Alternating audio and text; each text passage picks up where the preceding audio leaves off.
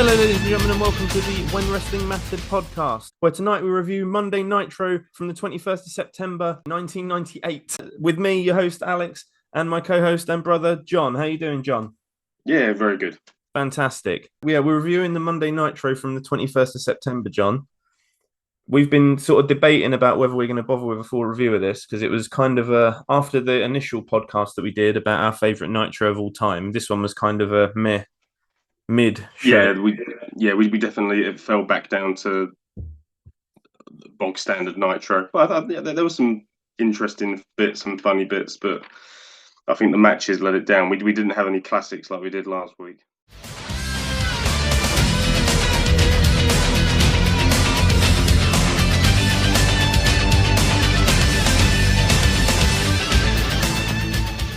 The very opening shot of the show was Scott Hall arriving, apparently smashed out of his face, having just crashed one of his cars and shouting at Doug Dillinger to get him. Yeah, but he's shouting at Doug Dillinger saying, "Someone's wrecked my car." Yeah, but I think the idea being is that he's wrecked it. Yeah, he was wrecking all of his cars in real life at the time. Like he kept, so I think it was like a shoot. Like, oh yeah, okay, shooting, yeah. like I wasn't. Yeah, that's. I think. Yeah, but that's the thing, John. That's the thing. A lot of at the time, how old would we have been in '98? 12. I would have been 12. 12. So I'd have been what, 14, 13, 14, right? Mm. I didn't know that Scott Hall was crashing fucking cars. Somehow they expect everyone to know that Scott Hall is crashing his cars and doing all this shit outside of wrestling. Do you know what I mean? Yeah, I want the one line I wrote about this opening thing was, "I'm not liking the Scott Hall segment this week." Yeah, like from last week when we talked about how good that thing was with Luger and Scott Hall and how nuanced it was and how very subtle and like very well done. Immediately, I just went, "Oh no! If this is the standard of Scott Hall stuff we're getting, oh god, no." This week I was actually put off a bit by it. Maybe I was a bit quick to praise all this last week, because this week it was kind of shitty and just. Yeah, I felt this week like it was just being done for shock value, kind of. Like last week, it felt like there was more to it. It opened up, the crowd's full of energy, and the one thing I wrote here, I miss signs and photography in wrestling. Like sometimes you just have a crowd at the beginning of the show, and this crowd is full of signs of people just holding them up, and that flash photography of when there's a big move or a big moment, and it's just you don't get that anymore. Absolutely. Because you don't need flash photography. Everyone's got a phone and stuff, so it's just one of those things that you miss. And then this is a build up to Goldberg and DDP for Halloween Havoc. That makes sense. I was thinking, this might be maybe this point in '98 was like an anomaly when you look back across WCW's entire history. But I tell you what, considering Halloween Havoc isn't till the middle of October, and this is the middle of September. They're already building this. Yeah. Considering people always go, they never announced anything, and people never and then they wondered why people never bought their pay-per-views. They're ahead of schedule here. Yeah, I agree. And they've got to think, actually, this pay-per-view in terms of building it up, right? You've got the DDP Goldberg stuff. Yeah, which is probably the shortest thing. Yeah. You've got the Warrior Hogan stuff, which at this point, that's been going on for nearly a month. So by the time you get to Halloween Havoc, that's a 2-month build to a match. Yeah. And then you've got the Sting Brett thing, which is now in its way to being built up into a big match. I'm like, you also have the Steiner brothers ongoing thing. Yeah, that's right. Yeah. You also have the Nash and Hall thing, which is kind of a continuation of right from freaking Slamboree, or it wasn't Slamboree, but whenever it was that they turned on each other, a Super Brawl. Anyway, the show really begins to open. Mm-hmm. I've written smoke. Smoke appears in the ring. And the Disciple appears. One, we talked about how good the Smoke was last time.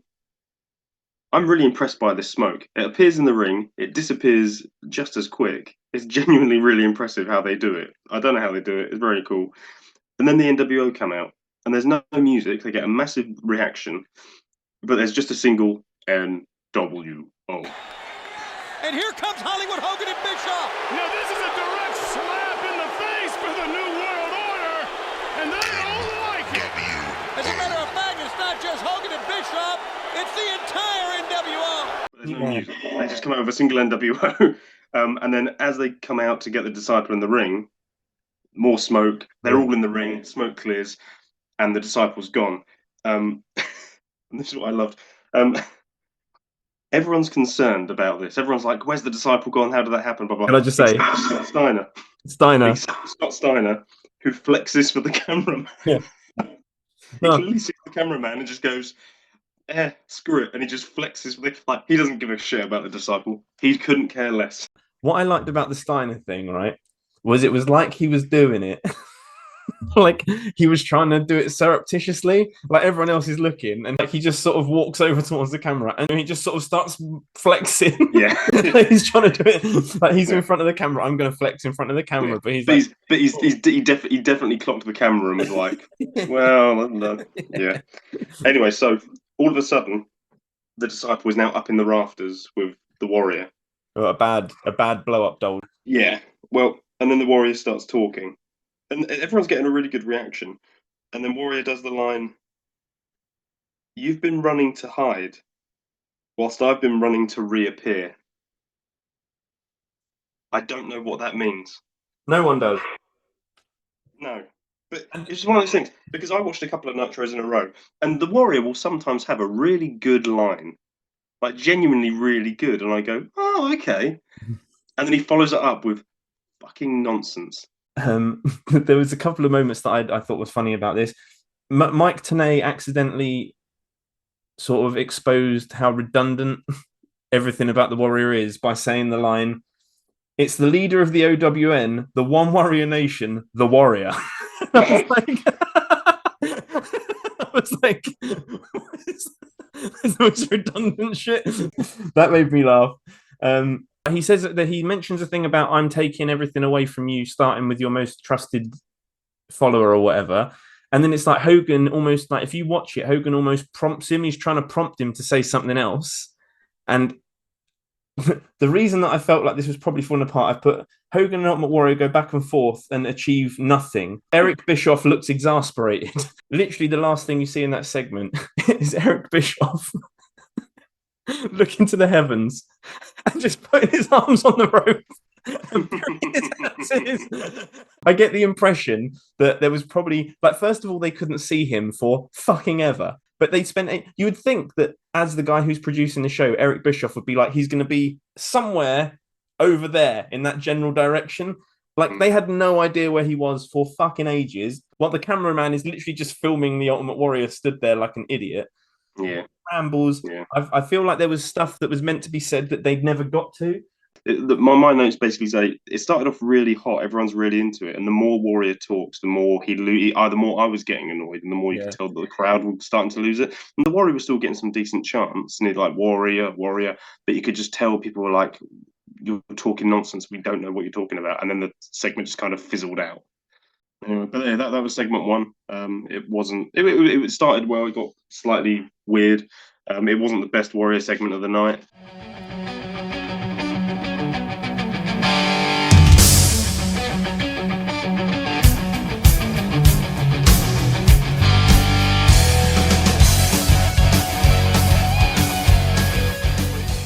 Barry Darsow versus Fit Finlay. Barry Darsow. Do you know who Barry Darsow is? It's not IRS. The Repo Man. He is the Repo Man and Smash from Demolition. Yeah, it took me a while. I recognised. No, yeah, it was weird. I recognised the name, and I thought, Barry Darsow. Why do I recognise that name? And I went, oh, hang on, that's who he is. And so I googled it, and I was like, yeah, that is definitely him. Versus Fit Finlay. Now, I have a begrudging respect for Fit Finlay as just a very hard man who's like a very old school wrestler. I did not give a shit about Fit Finlay growing up. And when I stepped away from watching wrestling in like my 20s and all that, it blew my mind when I was hearing he was main event caliber guy on SmackDown in 2008. Oh, dude, I completely agree. But Fit Finlay, yeah, I mean, I don't get him. He's talented. I think he's quite good. Yeah. He's quite good in the ring. I just don't give a fuck. And I never gave a fuck. He always seemed like massively uncool to me. Like, he is. But like, when you're in the age of fucking the NWO and DX and shit, who can give a shit about someone like Fit Finlay? And let me say this as well: Fit Finlay versus Barry fucking Darsow. Considering this promotion has 260 odd guys on their fucking books, yeah.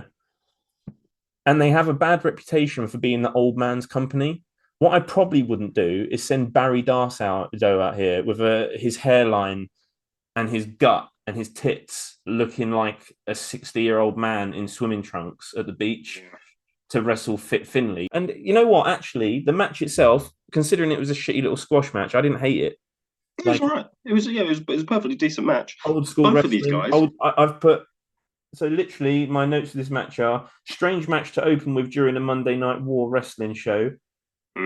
But I quite like the old school brawl. Finley wins with Tombstone. That's literally yeah. I mean, you're right. For Monday Nitro, usually when people remember it back, they go, "Oh, they always opened with a high flying cruiserweight match to get people going." And when this match started, I was like, "Oh, really?" It was a bit bizarre. But yeah, I mean, look, both of these guys are really good wrestlers. Like you don't have a career like Barry Darsow, who was in the '80s and in Demolition and then Repo Man. You don't have that kind of career if you're not a good wrestler. It's the same with Fit Finley. Very, very. If you said to me, "Hey, you can train to be a wrestler," and Fit Finley's training you, I'd take it. It's just I don't want to. It's just I don't want to see him on my television particularly. But it was fine. I don't have many notes. Fit Finley does a lovely European uppercut. Yeah. Barry Darsow does a shoulder block at one point, which is really nice, and it gets a pretty decent reaction. Barry Darsow at one point just does a peck jiggle, but I'm not sure for who, because he doesn't do it to the crowd, and he doesn't do it to like Finley, and he hasn't got a great physique. So at one point he's just standing there, and he just does a little wibbly wibbly with his man boobs, and I don't know who it's for. But then Finley hits the tombstone for the finish, and this kind of era of wrestling, the finish always gets a big pop. The fans weren't really massively into this match, but he hits the tombstone. Everyone goes, "That's his finish," and sits up. He gets the 3 count. Everyone cheers. So what more do you want? I can't remember who said this line, but one of the commentators says, talking about Darsow getting tombstone, if he's 2 inches shorter, he's out. He's probably having a great conversation with Scott Hall, which seems to imply that he'd have a good conversation with Scott Hall if he had brain damage. This is what got me, because last week I was all like, "Oh, actually, this is being quite good with Scott Hall and quite nuanced, and everyone's kind of showing concern for him." And this week it's just shitting on the drunk. Yeah. And I was like, no, like that's not what you're meant to be doing. Like it kind of ruined it. But hey ho, that was that. And yeah, that was the first match. It is what it was. And then they immediately showed a recap of Warrior Hogan that had just happened. Right, so first, before they showed a recap of Warrior Hogan, they showed a recap of Flair coming back. This is a bugbear of mine, right? I understand that Flair coming back, they were building it up to be this huge, historic, like holy shit thing, right?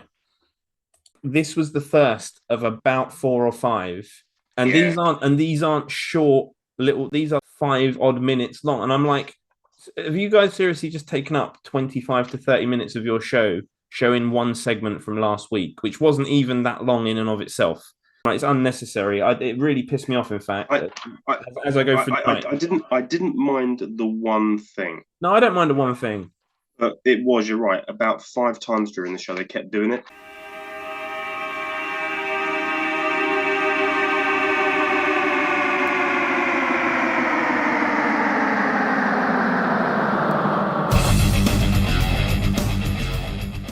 I think this match we would basically skip, because essentially it's Nick Dinsmore. Which the only thing I had remotely interesting to say about this match is that that's Eugene.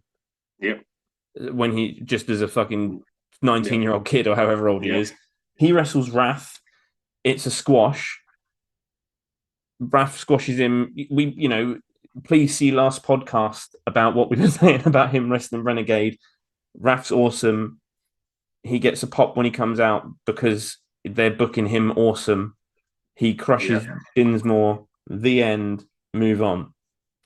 Is there anything else to say? Not really. I pretty much did the same thing. Nick Dinsmore, aka Eugene, Jim Cornette's favorite wrestler.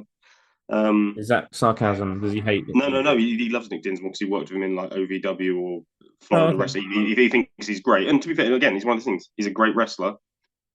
But this is 1998. Nick Dinsmore. You don't really care. Ref's great.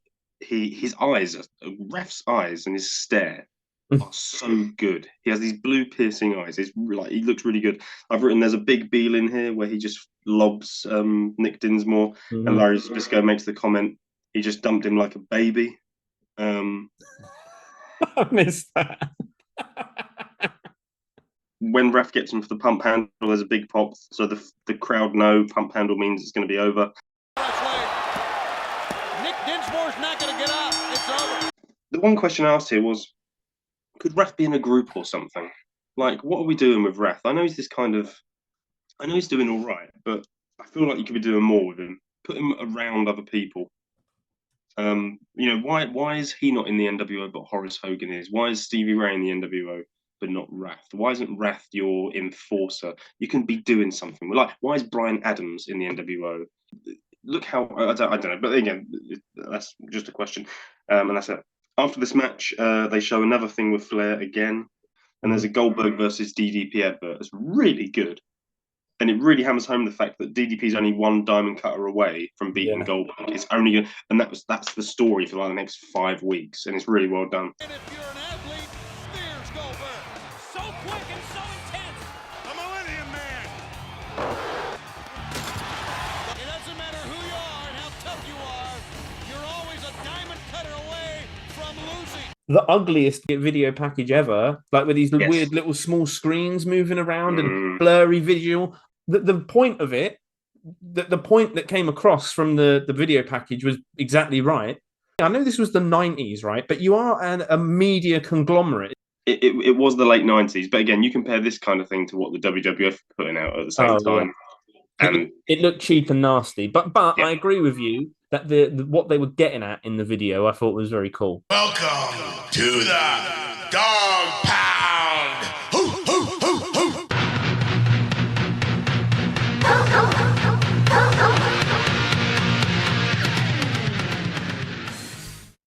Rick Steiner comes out. Initially, I thought people were booing him, but it's where they're barking. Lex Luger. It's a big match.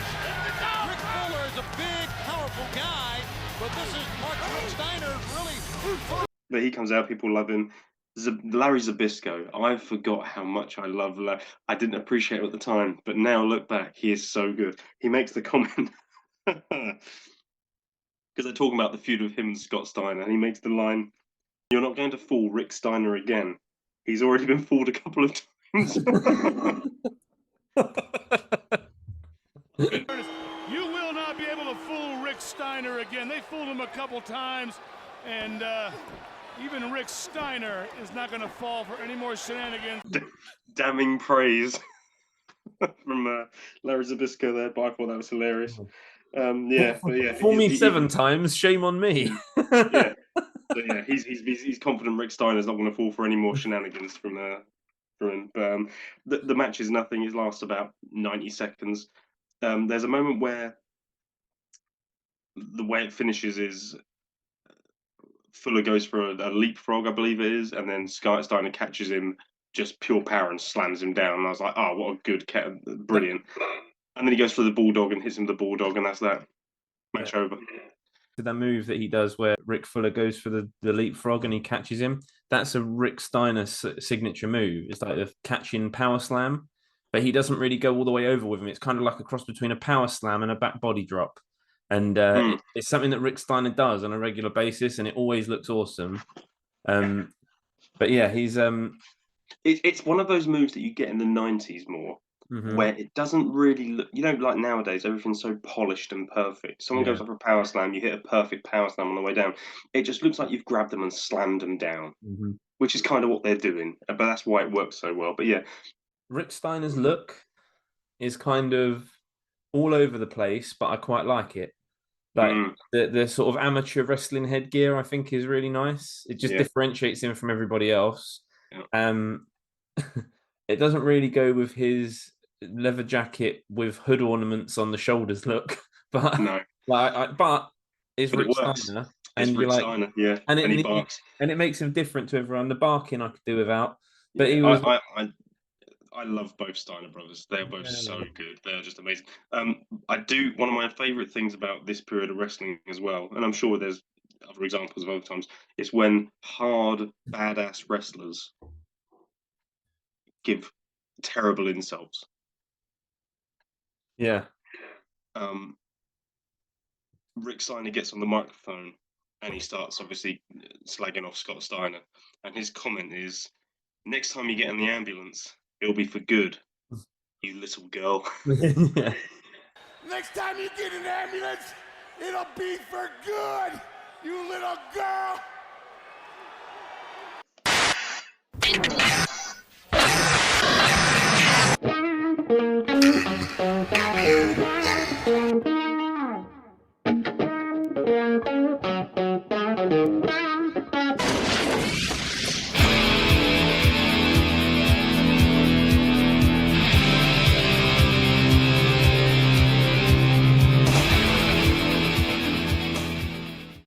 So the segment after this was fantastic. The NWO are out again, specifically Hogan. Mm-hmm. And he starts asking Warrior, come on out. And initially I was like, we just did this. We opened the show with this. What are we doing? Why are we doing this again? At which point Warrior appears at the entranceway. So Hogan goes, let's get him. And they start chasing him, and Warrior disappears into the back. And then they follow around, and there's a painted Warrior sign on the wall with some sparklers. And I remember thinking to myself, this is not impressive. They chase him to the back, and then he goes into his dressing room. Yeah, and I'm pretty sure that this didn't work. Like, I'm pretty sure that sign is meant to be on fire. Like, I think the whole sign is meant to be like Daredevil. It's meant to be like the Daredevil double Ds in the terrible Ben Affleck film where he sets it on fire, or the big flaming bat from Batman. It's meant to be the Warrior thing, and the outline of it is meant to be on fire. And clearly, whatever they'd done to try and make it on fire hadn't worked. And I actually put a note here going, why would you do this live? You can do everything you want to do here, but as a pre-recorded thing, and then you don't need to worry about, is it going to work on the night? Like, you just do it and pre-record it. That's actually a very good shout. It probably was meant to be on fire, which would have looked cool, but the way it was now, it just didn't look very good. They carry on, and Hogan says the line, I don't know why this made me laugh so much. Careful, watch my back. I think it's the way he said it. He's like, careful, watch my back. I don't know why that made me laugh so much. It's a perfectly reasonable thing to say, and that, like, in this kind of kayfabe situation, I guess it is. But it's the way he's so serious. It's fantastic. Again, Larry Zbyszko, MVP of the night. They walk into the toilet, and Disciple's there unconscious. To which Zbyszko goes, That's where he belongs. Larry Zbyszko. Great comment after great comment after great comment. I love this man. Yeah, well, can I just say, I thought it was awesome, right? But the thing that I've wrote in my notes here, Disciple is in the bathroom. Cameraman with fire extinguisher sprays Hogan.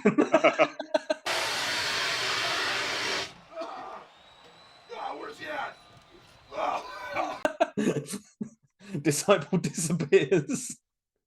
The funny thing was, they didn't even try to disguise the sound of the fire extinguisher. You just like a fire extinguisher going off. And in fact, the best thing as well was it didn't fill the room enough, so the cameraman actually has to pan up to the ceiling and then pan back down again, because obviously you would have just seen Disciples crawling out of the room. Yeah, like crawling out on his hands and knees. Yeah. The only thing I've got to add on that is that, yeah, you're right. It's clearly a fire extinguisher, and it's hilarious. But then afterwards, obviously, the Disciple disappears, and Hogan's saying, "Where's the Disciple? He's gone. Where is he?" And he starts checking the mirror, looking for the Disciple. Oh, did you know? I didn't see go that. back and watch it. Right after he's gone, he starts looking around this little room, like, where's he possibly gone? And he starts looking at the wall mirror, like he could have gone in the mirror or something. It's a bizarre. I don't know what I don't know what is meant to be going there, but he's there. Like, that's the first thing. The other thing was his facials, right? Hogan's facials here at the end are so good. I'm thoroughly enjoying Hulk Hogan. I really am. He's doing so well. But yeah, you're right. This segment didn't really do a huge amount. It's more of the cat and mouse through line that is this episode of Nitro. Not all of it worked. It's very silly, but 10 out of 10. I would recommend everyone watch this. You know It's what? amazing. You know what? 10 out of 10. Fucking hell. I mean, I almost want to say, like, I'd give it a 10 out of 10 if the thing on the wall was actually on fire and if they'd figured out how to do the smoke without making it blatantly a fire extinguisher. But actually, those two things make it better. The fact that it didn't work properly makes it better. Yes, absolutely. That's what I mean. If it all worked properly, it's a 9. But with how ridiculous it is, with the bloke shooting the fire extinguisher, with the thing not lighting on the wall, with Hogan checking the mirror afterwards as though someone's disappeared through this, like that's a legitimate hiding place. Perfect all the way through.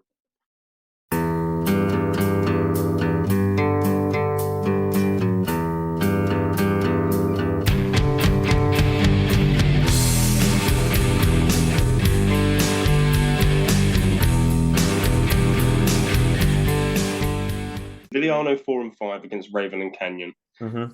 The first thing I wrote was they were using Raven's WWE theme. I hate that the WWE do this.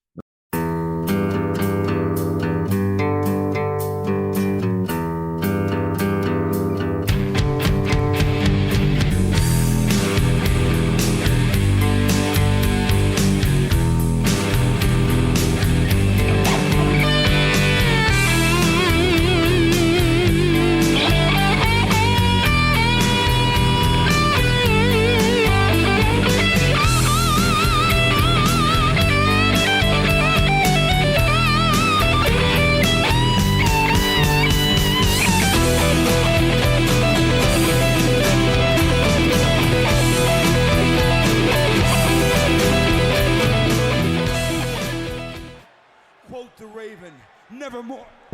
Oh! So the match is very short. Raven and Canyon go for a powerbomb neckbreaker combo. Okay. And it doesn't look great because they obviously mistime it slightly. Slightly. And, Fucking hell, well, they break this guy in half, man. And so it drops down, and Villano, I think it's 4, it could be either, I can't remember, immediately just lands on his neck. And Raven immediately notices something's wrong. The move's gone wrong.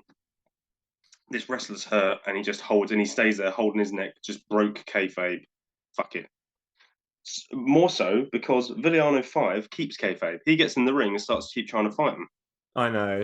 And clearly they just go, no, like, what are you doing? Raven just went, who gives a shit? Like, about this Yeah. fucking match. Raven and fair play to him, man. Who gives a fuck? Yeah, no, 100%. Good guy, Raven. Like, good guy, Raven. I didn't remember that this had happened until it happened, and I thought, oh fuck, I remember this. I will say this though: what the fuck were they doing, letting him walk out of the fucking ring? Yes, I agree. Getting him backboard him out. What I was going to say was, I immediately same thing. I didn't remember this happening. It's one of those things where you don't remember it, and then as soon as you see it happen again, when I watched it, I went, oh yeah, this did happen. And then it was the thing where immediately I had to Google it because I thought, did they actually break his neck? Like, is this what is this? Like, I'm guessing they must have.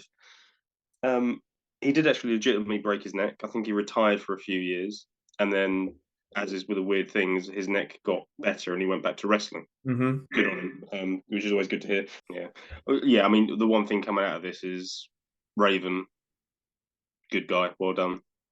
After this, there was a very brief segment of Disco Inferno trying to make weight for the Cruiserweight title match. Mm-hmm. I really like this. One, it plays into their match later on. You don't see anything like this. It really differentiates the weight classes. I loved it. Yeah, I loved it. I thought it was brilliant. Can I just say as well, Disco Inferno might have the perfect physique. Like, he looks incredible, but he doesn't look preposterous. Like, he's clearly on roids, but he just looks good, man. Like if you don't think back and think, oh, physique guys, Disco Inferno. I saw him in this walking into the gym without a top on, and I went, Jesus Christ, Disco Inferno is shredded, bruv. Well, it's just the 90s. He's got to be sub 5% body fat. He looks so good. Yeah, he was built, but again, this is the 90s. Yeah. Pretty much everyone was. Everyone was on the fucking juice, man. Everyone. Yeah, like I liked it as well. I agree. Different between the weight classes, and also what a good gimmick to have. That if you're going to be in the cruiserweight division, What a good gimmick to have. The guy that is always on the verge of being too heavy for the division. What makes you so different to everyone else? And you can work different and you add stories to your matches. This plays into, again, we'll discuss this at some point in the future, I'm sure. The fact that the cruiserweight division in WCW, the reason it was so good is because everyone in that division was so different. And that it felt like a proper, even though it was one division, it felt like you had the technical guys, you had the luchadors, you had the people like Disco Inferno coming in and out, and that's why it was so good. We will discuss that again later in more depth at that point.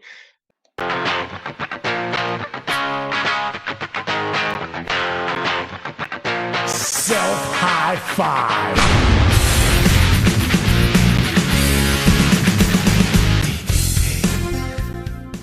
Match 5. First of all, Alex Wright comes out. He had a match last week against Van Hammer where he's playing the heel, but he comes out and he is such a good heel. Actually, I'm really enjoying Alex Wright as his heel. I wish he went full blown with it. Okay. Anyway, he comes out and he starts talking in German, and he's just cutting a promo in German. And I was sitting there thinking, you just need to carry on speaking German. Because the more you do it, the more people are going to be like, and now speak English. And if you just carry on doing it in German, people are going to be furious with you. Unfortunately, he then starts speaking English, like, oh, I'm sorry, I forgot you don't understand German. And I was like, to me, I think you should just do German. Like, I don't care that you don't understand me, I'm talking anyway. But that's a nitpick. He then says, I'm sorry, I only forgot that you Americans only speak one language. And even that you can't speak correct. And then one of the commentators goes, correctly? Like a little jibe. I like that. Yeah. Talking about how even mid-card guys are so over in this period of time, there's an Alex Wright cosplayer in the crowd. Holy shit. And he ain't just, dude, he ain't done this by half measures. He's in the crowd in a leather jacket and blue Y-fronts with his hair. And that's it. Yeah. I was like, holy shit! This guy's just come to Nitro in his pants. It's so funny. But this is mid card This is wrestling in the 90s, right? Even the random mid carders will have someone who is so into them that you won't be surprised if you see him, with a sign or the proper cosplaying them. Anyway, this is really good heel promo. I wish he just talked German all the way through, but then it wouldn't work. Obviously, he calls out DDP and basically says, "I want to fight DDP." Basically. DDP comes out and he's taping his hands as he's coming through the crowd. He gets a huge reaction because people love DDP. Yep. Mike Tenay got scared by the pyro. Title holder and a chance to add, the most prestigious title in our sport to his resume on Sunday, October the 25th at Halloween Havoc against Goldberg. You okay there, Professor? I'm all right. How's your drawers? Wasn't quite ready for that one. Well, it singed some of the hair off his forehead there. All right, go ahead. No, it didn't. I'm sorry. Out of the diamond, he's going right in after him. You hear the pyro go off, and you hear the commentators just have a little chat where they say like, "Oh, did that scare you, Mike?" And they very much do 2023 AEW commentary for about 30 seconds. You know how AEW commentators don't care, and so they just have a laugh with each other. Yeah. But yeah, for about 20 seconds they go, "Oh, you're right, Mike," and he goes, "Yeah, just I wasn't expecting it." And then they have a little, which I quite enjoyed. Well, that's the thing, isn't it? It's quite nice, seeing them break character, but it's when all they do is refuse to be in character. Yeah. Alex Wright, DDP. I thought it was fine. I actually found the Brian Alvarez review of this match. Oh, yeah. And he was complaining about it because he was saying DDP is already sort of an underpowered contender for Bill Goldberg. But and what he was complaining about, in fact, what he says is DDP could have come out and had this match with Wrath, and it would be fine. Like DDP could come out and get his head kicked in, but he was basically saying why is this main eventer coming out and having a hard time dealing with Alex Wright? And I'll be honest, I watched it, having very recently seen his review of it, and I was thinking, so Alex Wright gets the heat for 90 seconds, and then he diamond cutters him and pins him. Yeah. It's hardly like he kicks his head in for 5 minutes, is it? It's not a 15-minute competitive match, is it? I don't understand what his complaint is there. Well, and not only Alex, that, that's Page's fucking character, isn't it? That's his character. Yeah. And also, it's not like he got beaten up for 10 minutes and then hit the diamond cutter and won. He comes out, Alex Wright jumps him as he's coming through the ropes, throws him into the corner, backflips out of a back body, belly to back suplex, and he diamond cutters him. And it's like he pins him emphatically. Yeah. Pins him and then immediately just stands up and starts celebrating. I was like, this isn't like he had to crawl over and drape an arm across Alex Wright. Yeah. Like you're making it seem much worse than it really is. And actually, I thought it was perfectly good.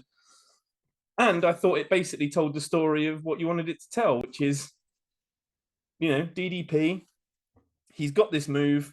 If he hits you with it, he's going to win. And that's exactly what they did. I thought it was fantastic. Yeah. Fine, nothing wrong with it. I completely agree.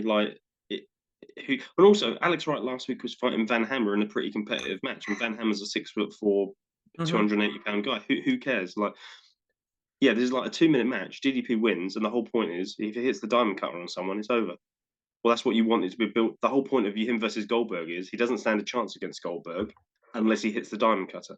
Yeah. Perfect. That's all you need. Absolutely. After this match, DDP does DDP's so over, but also he does a quick promo afterwards, talking about how he turns every negative into a positive. It's amazing how he was talking about that stuff back in 1998, and that's basically his whole career now from DDP. He's done that whole positive thing, and when he was doing his gimmick in WWE with the positively Page thing, it's amazing. Even back then, he's obviously just what he is as a person. That was sort of the through line of his career, isn't it? It was. Thing. Something that annoyed me. Mm-hmm. When I picture Alex Wright in his ring gear, he wears orange or green. Why the fuck, in the 1 week that he was wrestling Diamond Dallas Page, did they say, wear the exact same color blue as Diamond Dallas Page? I'd be like, dude, no, wear any other of your fucking matching identical trunks and wristbands, all right? Don't wear Diamond Dallas Page blue. That annoyed me. Yeah, and then I actually put DDP squash, e.g., he still sells a load and then hits the diamond cutter for the win. And then I put afterwards, awesome DDP promo. It was a good promo.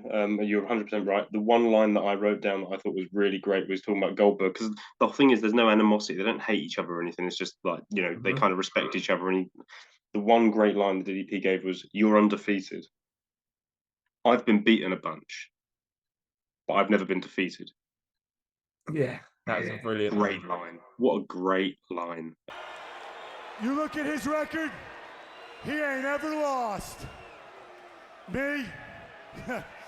I've had my share of losses, but nobody's ever defeated me. And again, it sums up DDP's character, doesn't it? But yeah, so that was really good. Yeah, really great.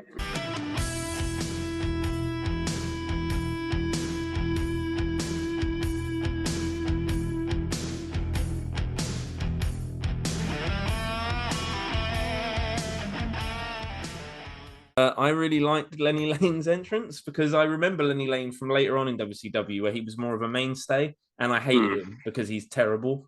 I don't think he's particularly good, but it made me really smile because he came out being this white meat baby face, and he literally, the camera goes in on his face and he goes, "I'm back on Nitro." He's really excited just to be on. He goes, "I'm back on Nitro. This is awesome." He's just excited to be on Monday Nitro. Yeah. He's just this jobber on. He's like, "Hooray! I'm on television." That's made me smile. I have to say, I thought this segment was pretty solid in that it was just there to continue a couple of storylines at once. Okay. The cat comes out. I do love his thing where he basically gives people a chance to leave. Yeah. Because this one, he's like, by law, I have to tell you that I'm a dangerous weapon, all that stuff, and that's all great. And I'm going to give you 5 seconds to leave. And Lenny Lane goes to leave. Yeah, I like that. I loved it. I was like, no, he's going to be the white meat babyface. He's like, oh, actually, no, I'm going to leave. I'm not having this. And he goes to leave. I loved it. But then the match starts. It's very short. You don't really see much of it because Scott Hall wanders out and he's pissed. It's incredibly in bad taste. There's nothing good about this bit. No. Dusty Rhodes comes out and convinces him to leave and not be out of the ring. He guides him back. And then while that's going on, oh yeah, there's still a match going on. Oh, the Cats won. Yeah. And that's it. So in terms of economy of time. I get it. You've not only advanced, hey, Scott Hall's a drunk and he does silly things by coming out when he's not meant to be out there, but you've also advanced, hey, Cat has this thing where he threatens to beat people up, but he gives them a chance to leave, but he's annoying and obnoxious, and actually he's pretty decent if he hits you with his kick. That's fine. It's a 5-minute segment. Yeah, I didn't like the Scott Hall shit. No, I agree. This week is a bad week for the Scott Hall stuff, and actually, I think that as we go on in the weeks, we're going to sort of have ups and downs where we go, actually, I quite like this bit, and then this bit was shitty, and it's a part of the story I quite like. I just think it kind of worked when there was this element of Scott Hall's in such a bad place. Everyone kind of feels sorry for him, and it's really bad. Like, this is a terrible thing. He's an alcoholic, and this is a problem. No one's cracking jokes at his expense. Last week, everyone was very somber and like concerned about him and was like, we shouldn't be seeing this guy in this condition. He's a really good wrestler when he's on his, And this week, it's just people mocking Scott Hall. Mm-hmm. And and I know he's meant to have been like a heel for the last 2 years, and so everyone doesn't like him. But I think that's why it worked. In that, yeah, he's still a heel and no one likes him. He's been horrible for the last 2 years. But despite that, people are still concerned for him because it's that serious. Yeah. As soon as you have Larry Zbyszko and Tony Schiavone, everyone else cracking jokes about, look how funny Scott Hall is, the drunk. Yeah, pointing all of a sudden, you're not telling a story about alcoholism and how terrible it is and can friendship overcome it and, I don't know, self-growth and all that, which I might be reading too much into from but that's the kind of impression I was getting from last week's angle. This week's angle is just Scott Hall is a drunk and we should laugh at him because he's a drunk. It's kind of the same as anything in wrestling, right? It's like you don't necessarily have a problem with someone telling a story that you might deem in bad taste at the start, as long as it has a payoff.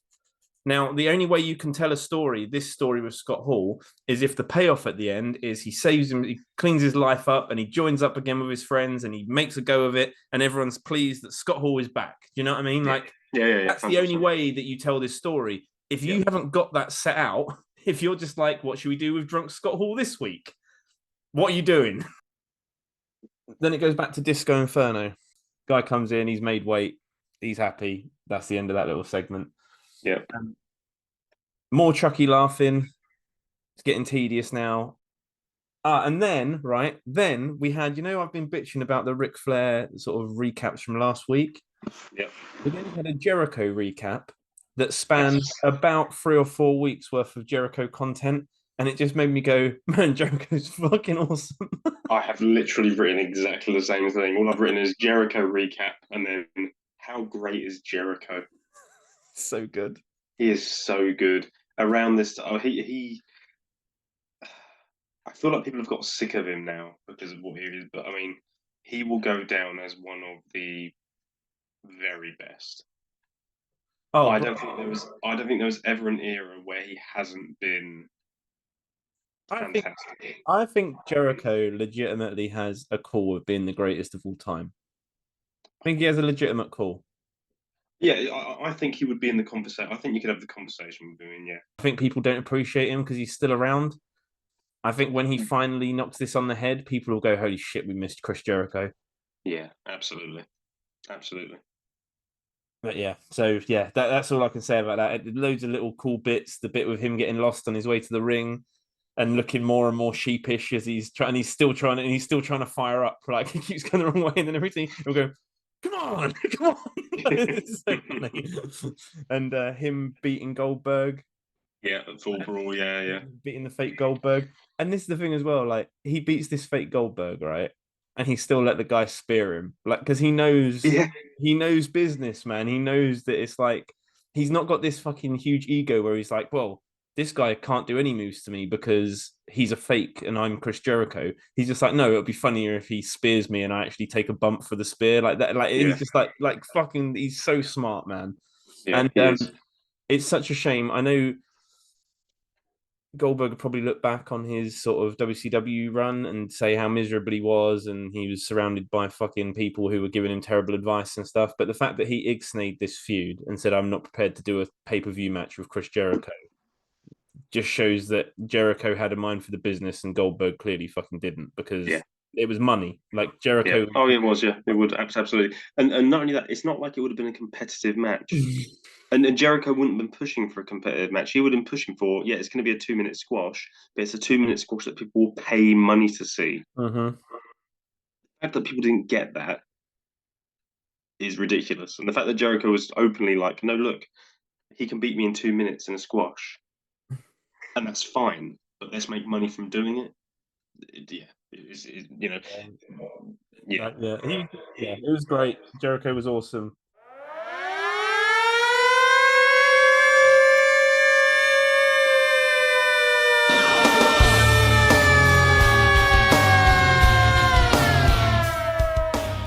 Next match, I have quite a lot to say about this match. I have quite a lot to say about it as well. There's a lot wrong with it. I quite liked it. Oh, we might argue about this then. Go on then. So the match You hate we're it. going to talk about is Jerry Flynn versus Saturn. Yeah. No, I loved this match. Oh, you loved it. It was fine. It was all right. No, and you know why? So last week, Can I just clarify? Yeah, I thought it was very entertaining. I can pick holes in it all day. Logically, it doesn't make any fucking sense. But I thought it was a very entertaining match. It was if you like moves, it was a fun match. It didn't make any sense. Like, possibly. So maybe. What I think my argument's going to be is into all the complaint. Last week, I had all the complaints. It was Kendall Windham against Perry Saturn. I had a long list of complaints about all the things they messed up doing and what they needed to do to get Saturn over and what to do. And they literally did every single thing in this match, from commentary to storytelling to everything, that made me go, that's what last week should have been. It's like that. It's like WCW heard my criticism and went back in time and fixed it.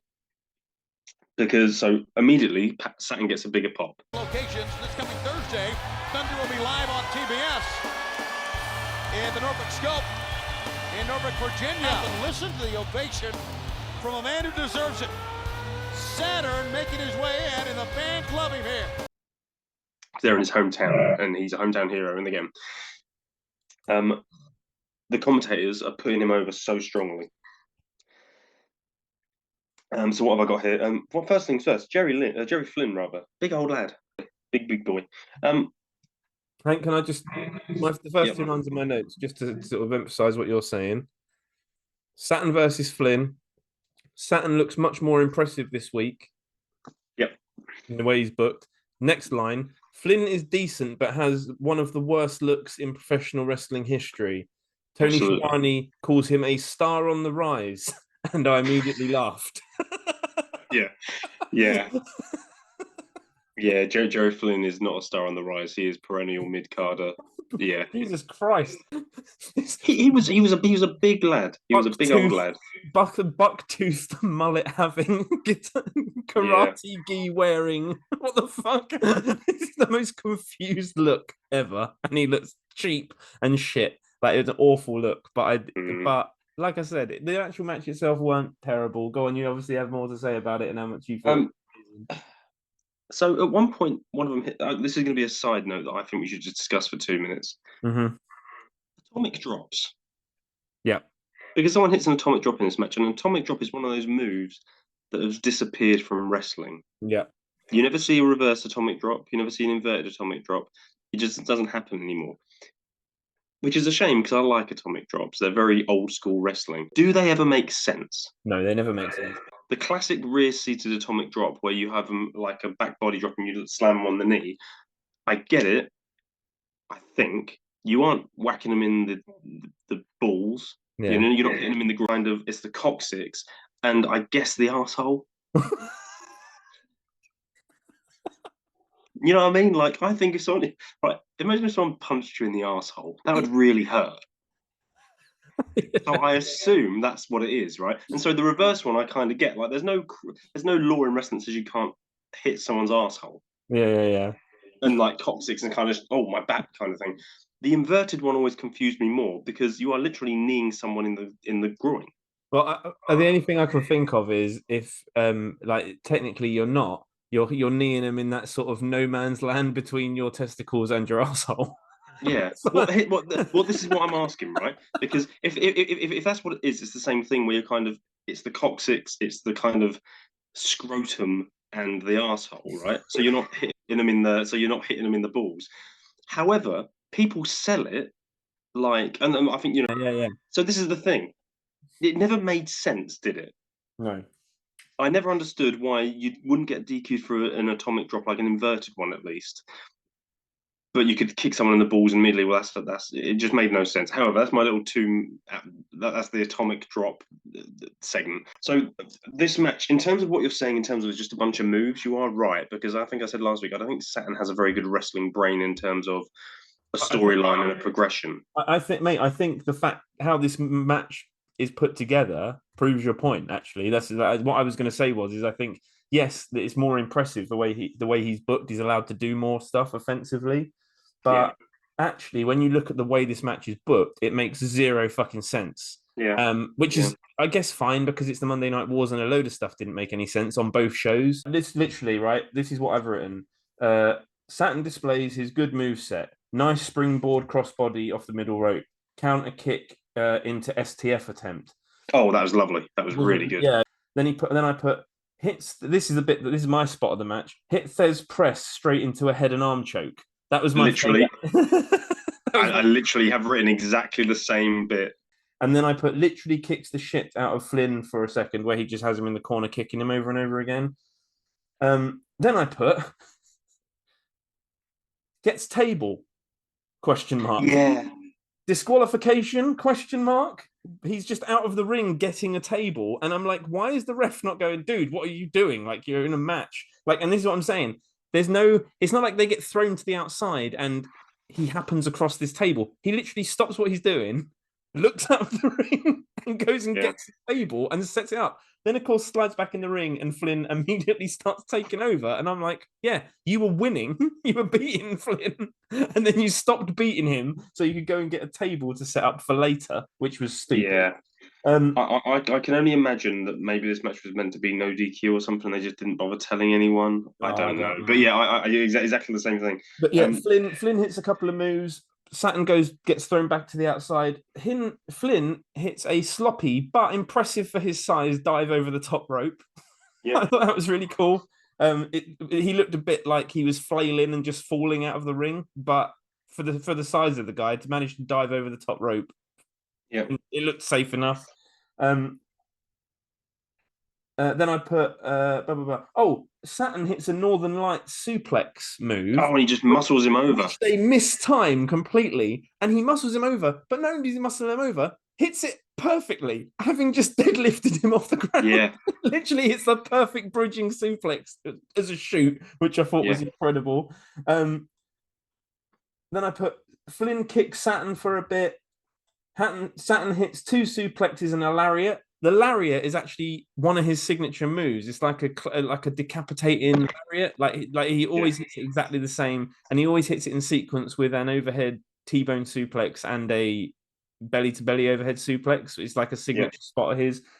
Then I does his little spaz dance celebration, which I noticed him doing last show. I never mentioned. He does this weird little. It's like half a jig, but it's like he's like overcome with like he's like hyped up. He just sort of spazzes out and flails around like like that. It's bizarre. This is the part of the match where I actually was just like, oh Jesus Christ, right? They brawl to the outside, and then was this the confuse where it was to do with the ring post? Totally lost. They get totally lost with what they're meant to be doing. They go to the outside. He kicks the ring post. It makes an audible ping. And then they both just stand and look at each other for a minute. Flynn then kind of gingerly rolls Saturn onto a table and gets up on the ring apron. Saturn just immediately gets off of the table and grabs him and then puts him on the table. And then he gets back off the table. And then they repeat the exact same spot where he kicks the ring post. Yeah. And I was like, what the fuck happened? Like, I didn't know that. Yeah, it was very confusing. That ending bit was very, very bizarre. They got completely lost. No one knew what was going on. In the end, Saturn just puts him on the table, jumps off the top rope, splashes him through the table. And then Tony Schiavone says a brilliant line. His line was, right, Saturn jumps off the top rope, splashes him through the table, and he gets up and he's holding his hand, right? And Tony Schiavone says, Saturn hurt his hand there as well. But that's what happens. Saturn, I believe, hurt his hand as well, but that's what happened. It made me think like it's like Tony Schiavone's like a middle-aged dad. Like, you know, when you say to your kid, like you've told them 4 times to stop jumping on the sofa and then they finally fall off the sofa and smell, you go, well, that's what happens when you fuck around on the sofa.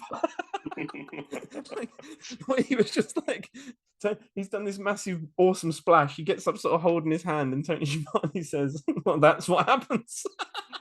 Made me laugh. Going to be involving tables in a match. But yeah, and then they get in the ring. Death Valley Driver, Sutton gets a huge pop because he wins, and much better than last week. I won't go back over all the moves, but I've written down all the moves you mentioned, exactly the same thing. The commentators do such a better job this week. So they talk about how Saturn is still working with broken fingers. Mm-hmm. Right? They mention that. Oh, look how tough this guy. He's still doing it because he's honourable and he's a badass, right? Then they talk about Mike Tenay sums Saturn up and he talks about he does every style. He brawls, he has technical, he does high flying. 100% true. He's got a brilliant moveset and he can do all of that. Thank you for mentioning it. They mention what I thought was great: Saturn and DDP in the same sentence. They mention how both of these guys are two of the 2 toughest guys in WCW. They don't give up. That's their characters. Like, and they mention them in the same breath. Like, these 2 guys, you put them through anything, they won't give up. Yeah. And I was just looking through it when I was saying this is what should have been mentioned last week. Everything that you didn't mention last week about this guy's character and why we should care about him, you mentioned this week, and I was like, perfect. The more I look back on Perry Saturn's wrestling, all his moves are still great. I think he still has a cool look. He can't cut a promo for hell. And he, like I said last week, he doesn't have a wrestling mind. In terms of psychology, if you said to him, why are you doing this thing after that? You just did a big splash. Why are you now doing this move rather than that move? Yeah. I don't think he'd be able to tell you. I think he'd just be like, well, that's just a move. He'll get a pop. He's one of those guys. Which, again, a lot of wrestling, you can't expect every wrestler to be a storyteller. Some people are just athletes and they do stuff. It's just what it is. But yeah, I liked this match. It was far better than last week. Good on Perry Saturn. He's still one of my guys. You know what? Maybe that's why Perry Saturn's best work in his career was against Raven, who is like, that's what he does. Is tell very, very possible. Yeah. It's certainly possible. So after this match, there's another advert that we usually and again, Jericho. It's another Jericho promo where they're talking about selling Jericho's t-shirts. Yeah. And it's all blacked out like it's in the shadows of a voice distorter. And it's meant to be a fan of Jericho talking about Jericho, and then again, it's a stupid thing because it wouldn't be a real advert. But the lights come on; it's actually Jericho talking about himself, and he's like, "Turn off the cameras, man! Turn off the lights! What are you doing?" Yeah, Jericho is so good. He is so good.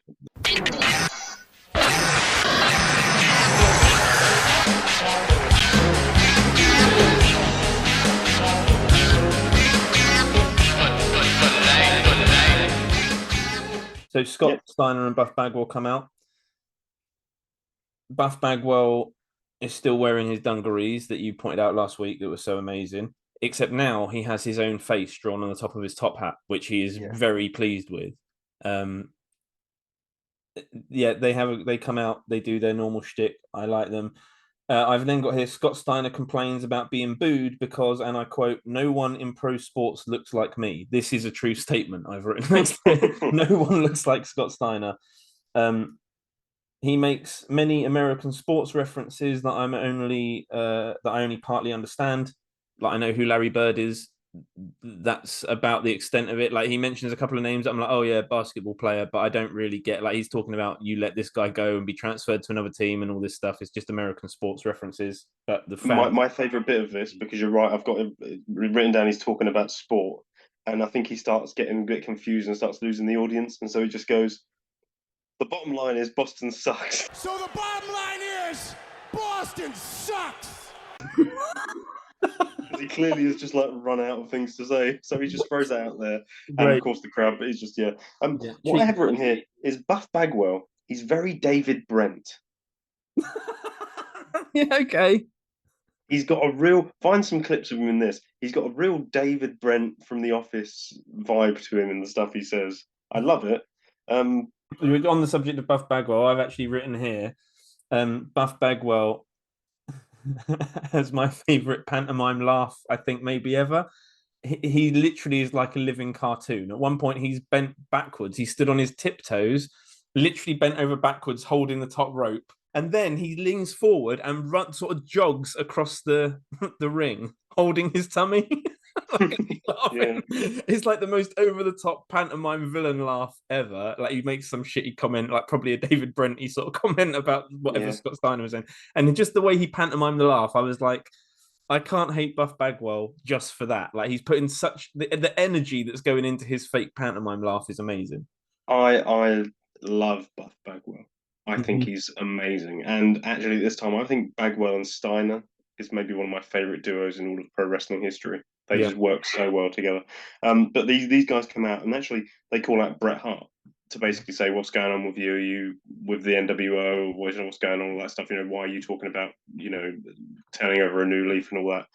I like in wrestling when you don't have wrestlers segmented off into their own little world. Yeah. Scott Steiner and Buff Bagwell are feuding with Rick Steiner at the moment, and yet they've been sent out to talk to Bret Hart, who's currently in a feud, not with anyone, but kind of with Sting, but not Kind of really. yeah.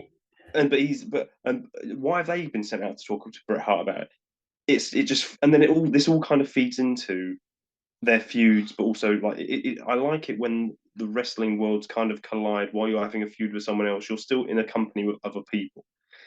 I like that. So anyway, they call out Bret Hart, and out comes Bret Hart. He's still limping. God bless you, Bret Hart, and your selling of injuries. I love it. He comes out, and this made me laugh. He comes out, and he's got a pair of sunglasses, right? But he gets in the ring, and he takes the time to take off his glasses, and not just like hang them on his shirt or put them in his pocket. He pulls out his glasses case. And he puts the glasses in his glasses case. And I was like, "Oh, Bret, you were doing so well."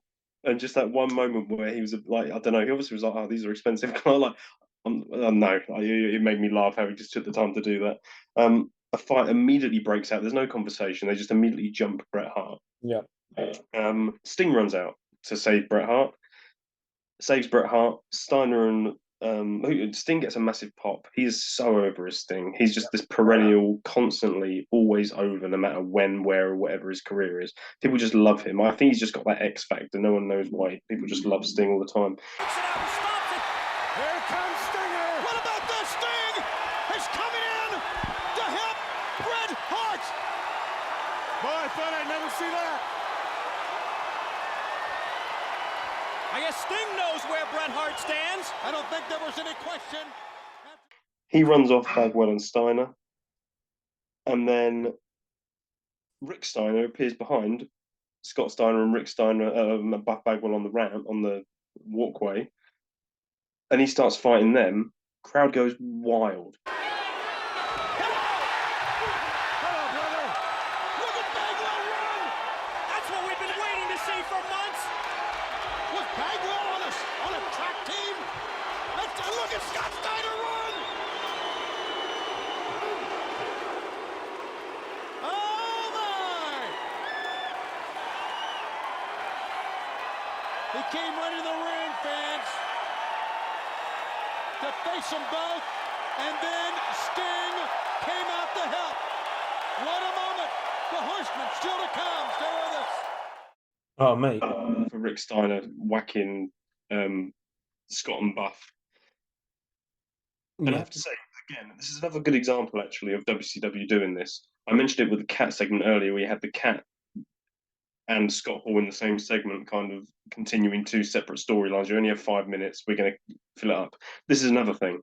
You're continuing the Steiner brothers feud and the Bret Hart and Sting feud at the same time in the same segment. Yep. and it makes the company feel like it's all living and this all organic. Everyone's there around doing its own thing. I don't know if I'd say the segment of the night, but I did really enjoy this segment. This had been a very mid-cardy show at this point. Like, it's a lot of guys having little short matches. DDP had been on the show, but very briefly. Do you know what I mean? It was just a lot of like, there had been no real major stars. They'd had a little like Hogan and Warrior, but like I say, I'm not as invested in this because I know where it's going, and I don't really like either guy as wrestlers or human beings, I would probably assume.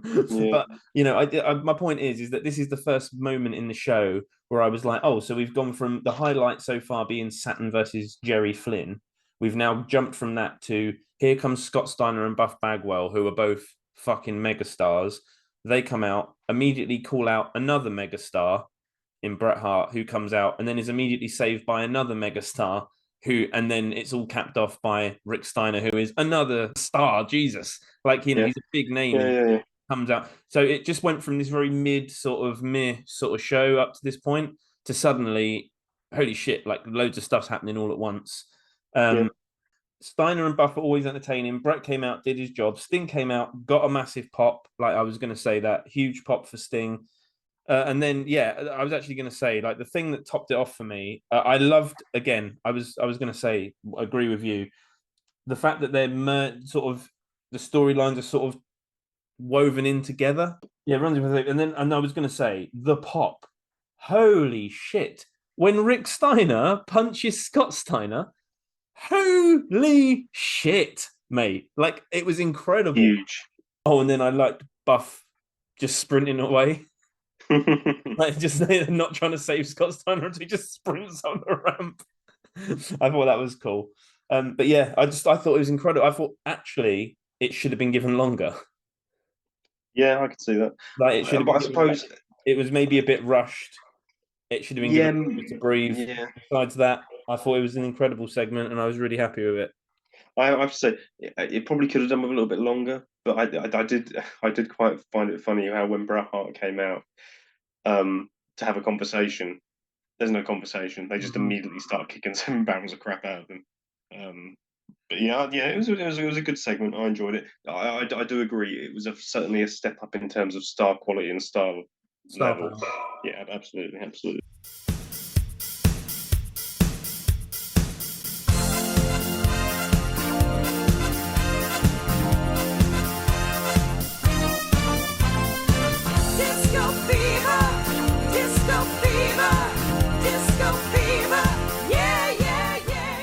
Whole story of this match is that Disco has just tried to make weight to get his title shot, and he has got it, but because of that he's absolutely exhausted. It was simultaneously hilarious, but he sold this so well. It was hilarious, and at the same time you kind of felt bad for the guy. Like, it was so, he just comes out and he looks exhausted.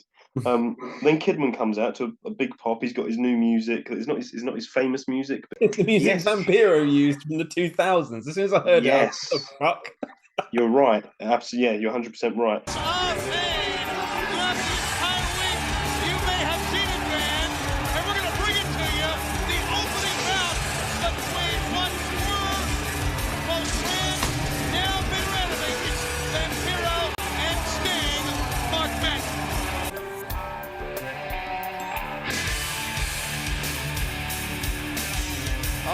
Well, did you notice there wasn't much dancing? Horsemen, the reuniting of the Horsemen, and what a great moment, what a great night it was. But it was a sensational night for the Cruiserweight champion Kidman, who gets a great round of applause and the cheers, and they should. So it's not his famous music, because Kidman then gets better music in the future. And when Kidman gets there, Disco's just head down in the corner because he's so tired. He's just in his own corner, head on the turnbuckle. The match is fine. I thought you would love this match. No. I did. But it is a really good match. Yeah. I thought everything in this match was smooth as fuck. Like, yeah, all right. It weren't maybe the most spectacular cruiserweight match ever, but I was like, everything's crisp. Everything flows together. Both guys looked like they know what they're fucking doing. A lot of it is Disco selling, but you know what was quite nice? A lot of cruiserweight matches are just, here are 2 athletes in the match and they're having a match. That's what I'm saying. There's a story here. This was actually a nice little concise. We've opened this. Here is the setup to the story, and here is the story. It's him knackered trying to win the cruiserweight title because he's just made weight. Um, One of the commentators makes the comment that the cruiserweight division is the most competitive division. WCW, and again, I was like, yes, that's what you need to do with the cruiserweight division. Making comments like that makes the cruiserweight division, even though it is, you're never going to have your superstars being in it, it makes it feel like when someone wins the title, like Kidman did, like it's a legitimate world title. And they go on and on about the cruiserweights, and they're like talking about how they've had all these different champions in recent months, and it's because they're all so even and stuff. But yeah, so this is a really good match. It starts off with Kidman just being dominant, as you would expect, because Disco is just exhausted. There's a bit where they do bouncing off the ropes back and forth, and it just winds up with Disco stopping and falling over because he's so tired. And it was genuinely hilarious, just amazing. Kidman hits a nice plancher and a slingshot into his ankle head scissors bit. It's nice. Kidman goes for the pin after every single move. Great. Every single move he hits, he goes for the pin, and it's like, yes, of course, because you would. Here's a guy who's exhausted because he's trying to make weight. He probably won't be able to kick out if you go for a pin every single time. It goes to a break and it comes back. And amazingly, the match is still going. I thought this was building up to be like a really short, Billy Kidman squash match. He's only won the title last week. I thought this was going to be he beats Disco Inferno quite easily. But actually, it's not. And the longer it went on, the longer I was wanting Disco to win it. I started really, really being like, come on, Disco, you can do it. One of the best bits about this match was Lodi comes out, who of course is from the Flock, because he's still wandering around, he doesn't know what to do, and he comes out during the Kidman match. And as he comes out, he's talking like, oh, I don't know what to do, Kidman, come on, man, like, what we're going to do, all that stuff. And then all of a sudden, Disco Inferno hits a pile driver on Billy Kidman. And then just to himself, Lodi goes, I'll come back later. like he's come out at a bad time. Genuinely, I pissed myself. Kidman, yeah, it's just so good. And it's such a good near fall. It's such a good near fall. People actually really think good he's going to win.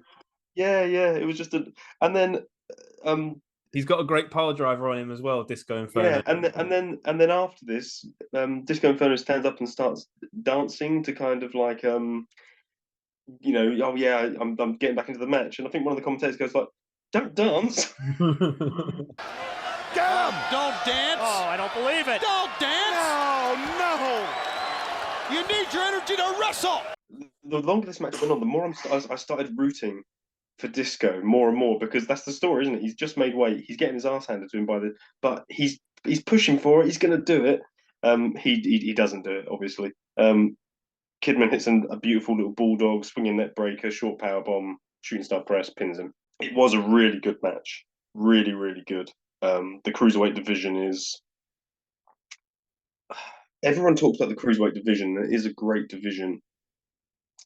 But I think people just think of it because of the work rate of it and all that, how different the matches were to the kind of main event matches in WCW.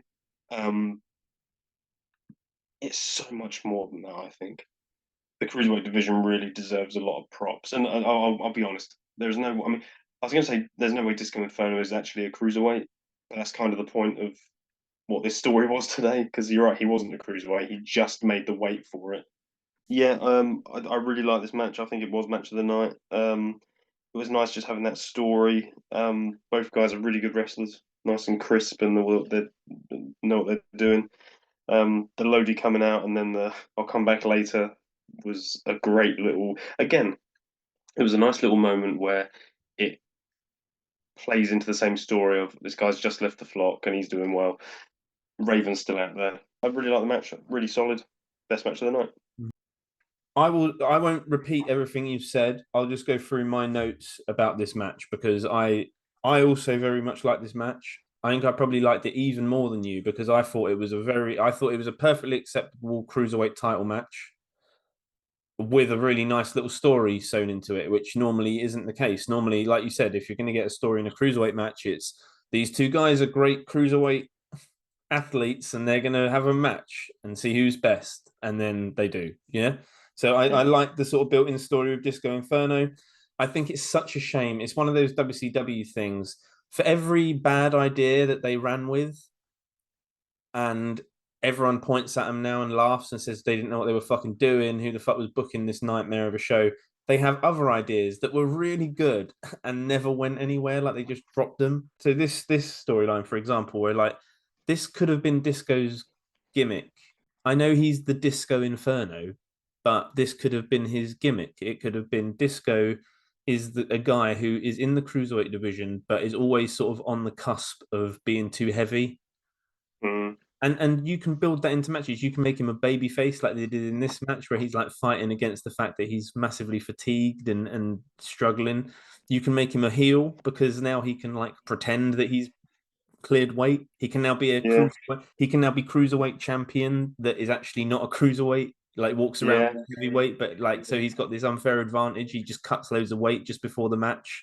Like, you know what I mean? Like you can use it in so many different ways. And I'm pretty sure they do this for a few weeks and then he's just back to being Disco Inferno mid-card jobber. Do you know what I mean? Like I think that's a really good idea. I put here, Disco's selling the weight cut. A Kidman spot that I like. It's really basic, but it's the Irish whip into the corner rebound clothesline. Clothesline, yes, I wrote that down. Really good spot. He whips them in, they hit chest first, he rebounds off the ropes and clotheslines them. Like the spot. It's a really simple spot, but it's like a Kidman signature sort of spot, and I like it. You were talking about the part where Disco runs out of steam running the ropes. What happens there is Kidman whips him off. He hits a shoulder block on Kidman just because he's the bigger wrestler. Yeah. And then they do the sort of classic over under, drop down leapfrog spot. But just before they start doing it, Disco pauses and takes a deep breath. He goes like that. And Bobby Heenan goes, I don't like what I just saw. And Tony Schiavone goes, what? What did you see? Right. And now they've started their sequence where they're running. So Bobby Heenan goes, I'll tell you in a second, like that. And then Disco does his thing where he runs out of steam and falls down. And Bobby Heenan says, yeah, he hit Kidman with a tackle, and he stopped to get his breath. That told me the guy's out of gas. It's such good commentary, man. It's such really commentary. It's so good. You just don't get stuff. And it's obviously something Bobby Heenan has just decided to say. Like, no one's fed that into his ear. It's just because he's awesome and he's just come up with a great line. Like, you don't have... Yeah, it's just so good. It was the best. It was such good commentary. Isn't it nice in wrestling when... Because Disco obviously did that little moment as a little bit of storytelling, and the commentator picked up on it and went, "I'm going to help this along by explaining it to the audience who might have missed that." Yeah, I love it when stuff like that happens. This match made me so happy in so many ways. They were putting over the cruiserweight division, talking about all the amazing talent they had, talking about how they were all so equal in terms of talent and how that's why you don't get very long title reigns. You can even make that story later on if you pick a guy in the cruiserweight division and decide we're going to, like, maybe a heel. We're going to give this guy a title reign. You let him run it for 3 to 6 months. And that can be a long title reign. And you can build that into the story. Like, holy shit, this guy's held the belt for... Who's ever seen the cruiserweight title be held by one guy for this long? I think that's the great thing about the cruiserweight division and how they booked it, in that when you have all these guys and you're saying this is a whole separate division, this isn't like the US title where anyone can go for it, or the TV title where anyone can go for it. There's a whole set of superstars in this company that will never be able to go for the cruiserweight title, but there's a whole set of superstars that literally this is going to be their world title. Yeah. Like, this is the cruiserweight world title. Kidman's never going to win the world heavyweight title, but he's going to win the cruiserweight title. And that's why when someone wins the cruiserweight title at this period in time, it feels like they've achieved the pinnacle of what they can achieve in that division. And it comes across as though that's why Billy Kidman got the pop he did last week, because it felt like he's won the world title. It's all down to how you book it and present it. I think with the right, especially nowadays, with how the wrestlers have got smaller nowadays, I don't see any reason why in modern wrestling you couldn't have a cruiserweight division that came across with a lot of if you look at I'm not going to name the names, but there's a lot of smaller guys in wrestling nowadays. Mhm. If you had a cruiserweight division, but you booked it like this is just as important as the world title, as the heavyweight title, except for the heavyweight title, you have to be 230 pounds or more, or 220 and more. If you're below that, you can't be there in the heavyweight division. I mean, think about all the people. I mean, I'll name names now: Adam Cole, Daniel Bryan.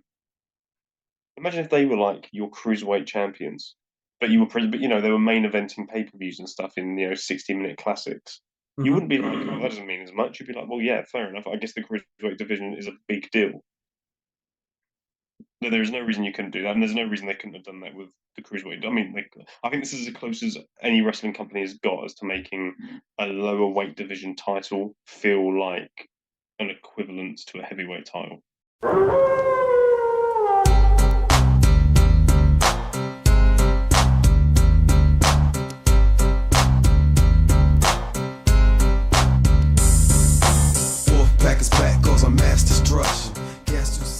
It was a bizarre match, and it was bizarre because it was really 50-50. In a night of squash match after squash match after squash match, I was like, okay, this is going to be another 2, 3, 4 minute squash match. It's really competitive. He would have but done it because it's Chavo and he's friends with Chavo. So Well, I'm sure it is, but it's daft. that's what First I'm things telling you. first. That's what would have happened. I'm not. I'm, What I'm saying is, sure. it's probably Conan who was like I can't imagine if this had been, Lenny Lane. I'm sure he would have just squashed this guy. But Yeah. it's Chavo, so he gave him some stuff. So the match. So the first thing I'm going to say is, go on. immediately I remembered how much I liked Conan. He came out, and I forgot how much I enjoyed Conan. I get the same feeling with Conan that I do with all the other members of the Wolfpack. This is my favourite faction. It hit me exactly the right time in my life. I love Conan. When he comes out, he does his recital that he does all the time and it is so over. It's really, really over. Arriba la raza! Now you know the black and white be talking about them for life, but Wolfpack somos unos vatos locos forever. But more importantly than all that, Boston and the Wolfpack is body and... I asked the question, where did Chavo get the new bandana? Because he's wearing a red bandana, and I was like, that's a weird thing to wear out when you're about to face the Wolfpack. But actually, it played into it because Chavo says, "Can I join the Wolfpack?" And I was like, "Oh, okay, that's cool." Conan says no, obviously. And they have a match which is incredibly 50-50. It's a perfectly good match. It's just not how I would have booked it. Chavo versus Conan. Conan comes out and looks legitimately cool as fuck. Yes. Like there's a lot of I think Conan, right, a big part of what he brought to the Wolfpack. It weren't his credentials as a kayfabe wrestler. We mentioned in our last podcast about you've got a world champion in Sting, Luger, Nash, and then Conan, who's sort of more of a mid card guy. He's just the upper mid card guy who can win TV and US titles and stuff. Yeah. His role was to legitimize the Wolfpack as a cool faction. Yeah, I agree. Yeah. I'm afraid Sting and Luger are both sort of high waist jean wearing kind of guys. Yeah. And Kevin Nash, while I think at this stage legitimately cool, like I think he does, and he is incredibly charismatic and stuff. He is also in his 40s here, right? So him coming out to like deep South hip hop, and they're all white guys. I can see it being a bit like these 40-year-old guys coming out in red and black, throwing up gang signs. Do you know what I mean? Yeah. Conan was like the actual legitimately fucking street, wolf. Yeah. And he's just cool. He's effortlessly cool. Conan's promo is over as hell. Chavo acts cocky and gets a bit lippy on the mic. Conan attacks. Now we can get back to what you were saying, actually analysing the match. Go on. I'll be honest, I haven't really gone into massive detail about the match. It was a perfectly good match. Conan does that cool rolling lariat he does, where he bounces him off, then does a forward roll, then clotheslines. Yeah. He does a really nice gorilla press slam on the smaller Chavo. Relief gorilla press slam, I've put. Because he kind of just sort of launches him up and let's go. Yeah. Guerrero's getting decent offense in, which even the commentary talk about and sort of say this is a lot closer than we thought it was going to be. Mm-hmm. Conan uses a chair at one point, and there's just not a DQ. It's one of those things where wrestlers just do something without really thinking about it. At one point, they mention Eddie Guerrero, the commentary team, and they talk about how he's in Japan. And someone makes the comment, look, a couple of days in Japan is fine, but long term, it will break a man.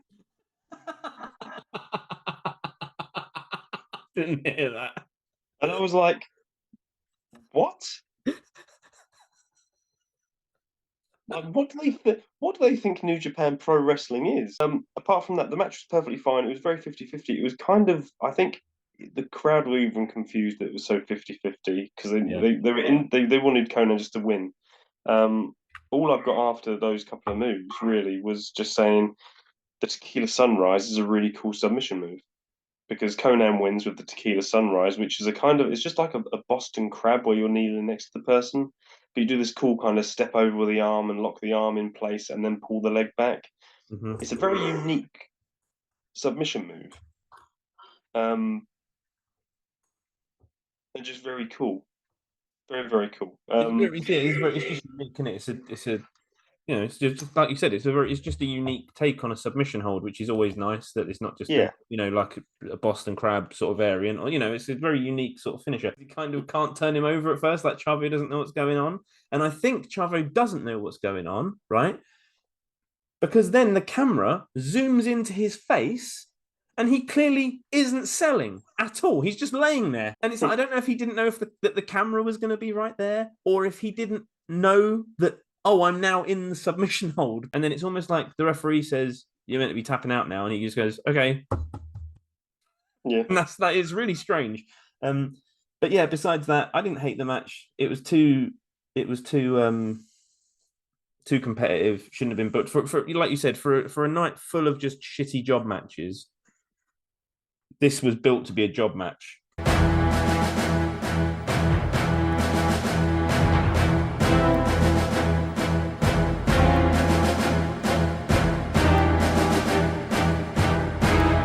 The next bit was an advert. I just need to mention this for Dean Malenko's T-shirt.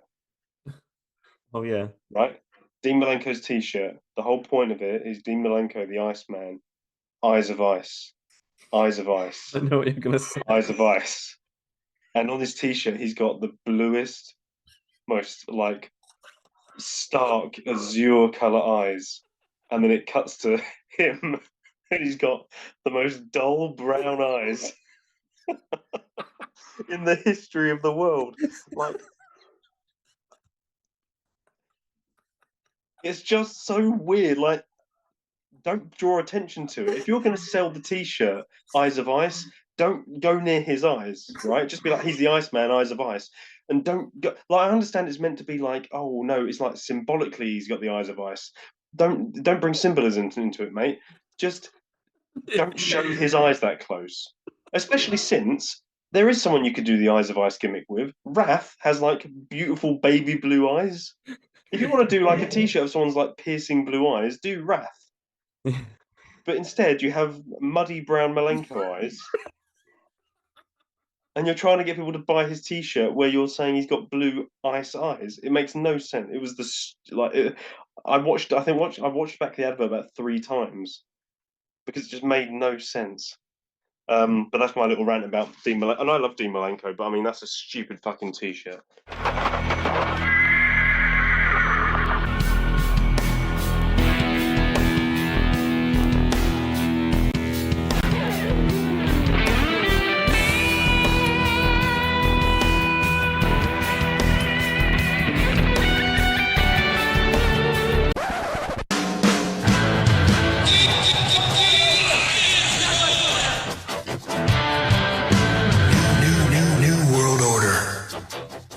Keep in mind, last week the Horsemen had the best segment one of the best segments in Nitro history. Okay,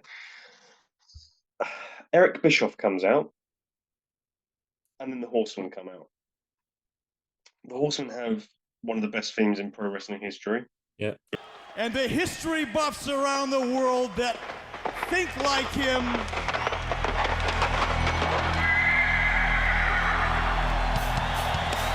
I hear hoofs. Yeah. Stallions are out, boys. The Nature Boy Is back. Look at them. The Horsemen are back.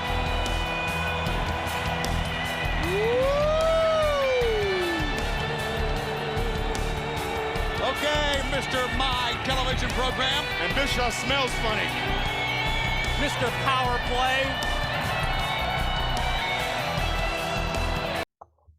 And Bischoff is saying to Doug Dillinger, "You can't let him pass. You can't let him pass." And Doug Dillinger gets a nice pop. He's the head of WCW security. He gets a nice little pop because he lets them pass to go to the ring. And everyone's like, "Yeah, you know, hooray!" People love Ric Flair.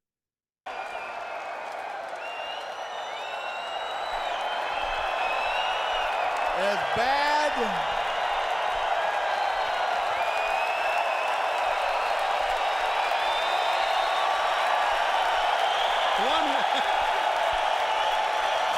Two little words, and they're standing as one in the Fleet Center. They're glad to see the Nature Boy back, standing in that ring. Mongo gets booed quite heavily. I'm guessing it's because it's a football thing. I'm guessing they were booing him because he's in Pittsburgh and he's an old Chicago Bears. I guess that's the only thing I can think of because there's no reason why they've been booing the Horsemen. I haven't even written down what this segment was about because all I've written is, I hate this. What's the point? They don't like each other. Great. That's all the segment is. It's them coming out and Ric Flair and Bischoff are just saying to each other, I don't like you. But there's no like through line to it. There's no, I don't like you because of this.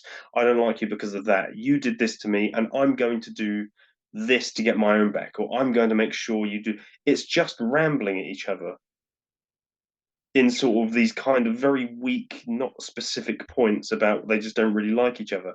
And for a segment that went on for about 5 minutes, I was just sitting there going, I don't know what the issue is even, apart from you just don't generally like each other a bit.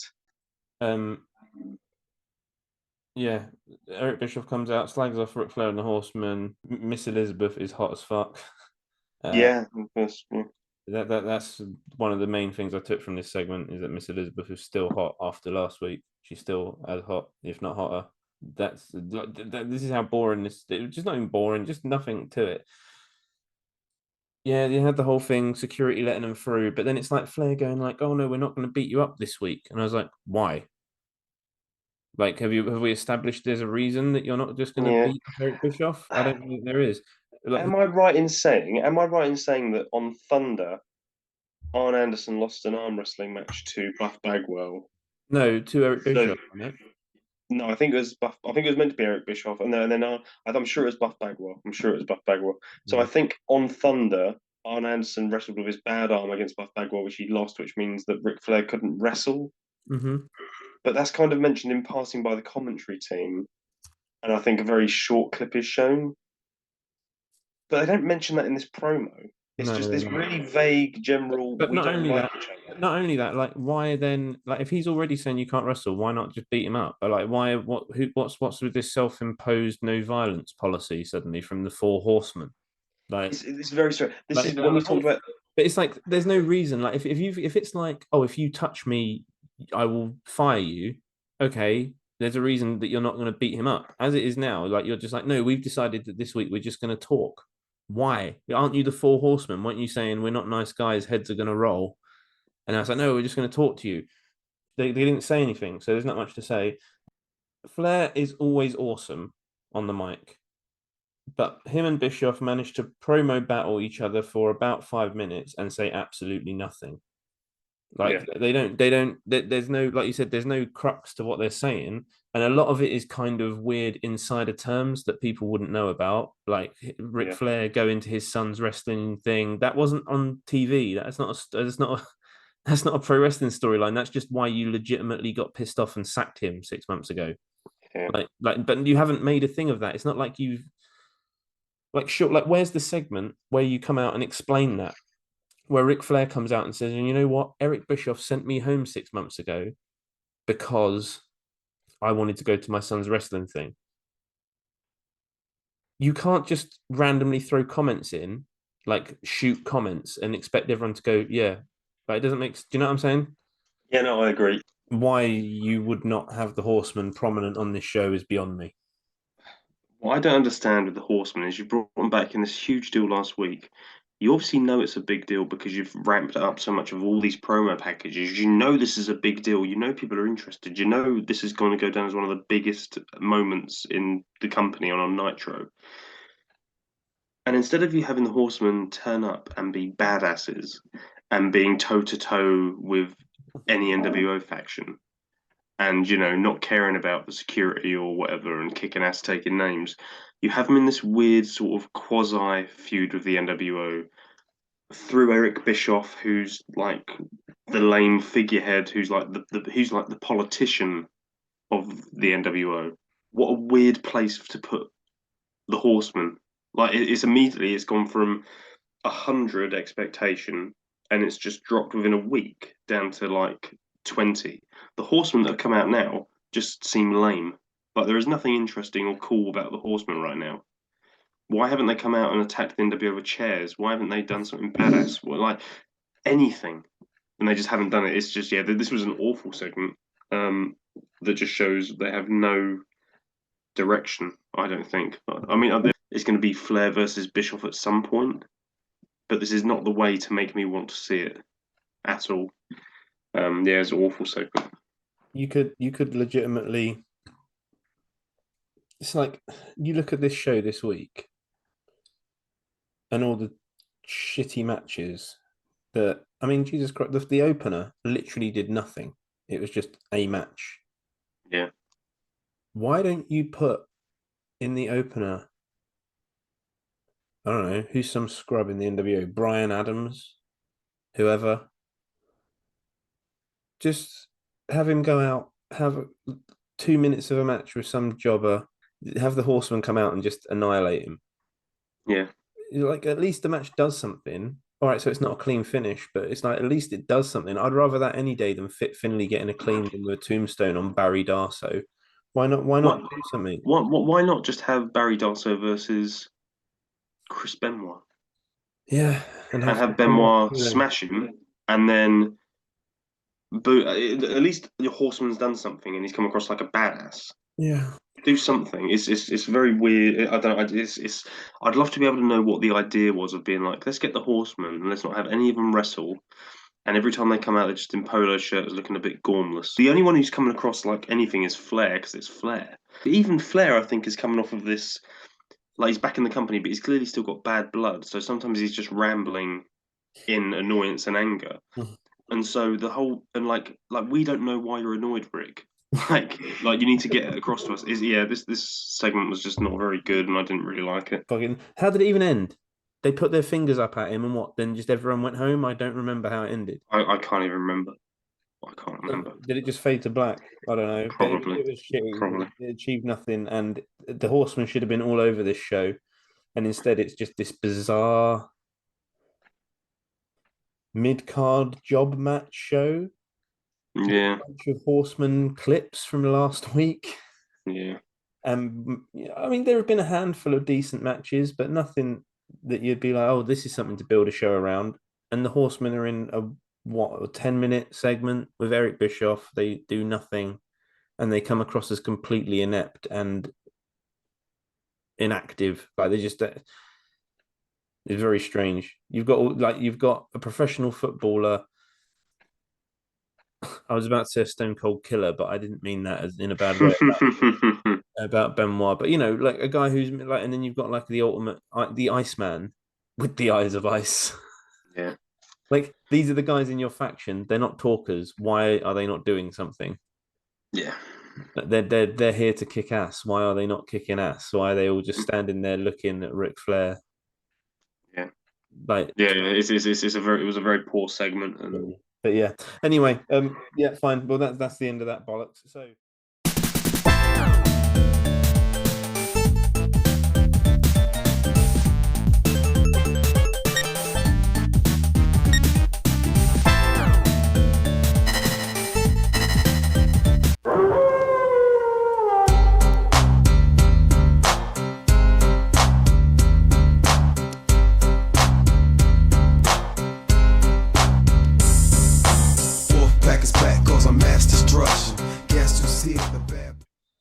next match is the main event, right? Have I missed anything? No, it is the main event. So, If you can call it that, yeah. Yeah, well, it's an angle, isn't it? It is an angle. If I was at this show and I was told this was going to be the main event and this is what I got, I'd be furious. Because really, the main event was Chavo versus Conan. Yeah. The first thing I've written here is stop trying to make Stevie Ray happen. He isn't Booker T. Booker T is the talented brother. As a tag team, they work perfectly well. But he isn't. You can't take him and make him a single. He isn't that, okay? But he is. He was in the He was in Full War Brawl. Games He was in match. War Games. He was in War Games. He's all over these shows as like the NWO representative. Like it goes like Hogan, Giant, Hall, Steiner, Bagwell, and then Stevie Ray. And it's like, and I know people go, oh well, that's like 6 people down. It's like no, like there's still about 12 people underneath him in NWO land. Like Stevie, they're really trying to do something with Stevie Ray, and it's not like it's not. Don't do it. Now you've put him in the NWO, and he just doesn't fit in the. He would never fit in the NWO. It was bizarre. No. But yeah, so it's Stevie Ray and the Giant against Lex Luger and Kevin Nash. Everyone, we talked last week about Michael Buffer and how Michael Buffer he clearly doesn't know anything about wrestling, so he's handed cards about this. The master of the power slam, he is Giant! What? Like, who's writing this for him? Like, what is it? Is it a rib? I don't get it. The only thing that I could say about it is that he was subbing in for Scott Hall, so you could maybe give him because they did sell it. Like, what the hell? You're not meant to be here. They did sell that. Maybe, but I'm just saying. But it says Giant. Like, I don't know. It just. I might accept that if he didn't always give these slightly bizarre, off, like weird phrasings of things. In defense of Michael Buffer, though, right? Yep. He does also for Stevie Ray, which I thought was a great thing. He says, He's the man who claims to have single-handedly captured the World Tag Team title earlier in his career.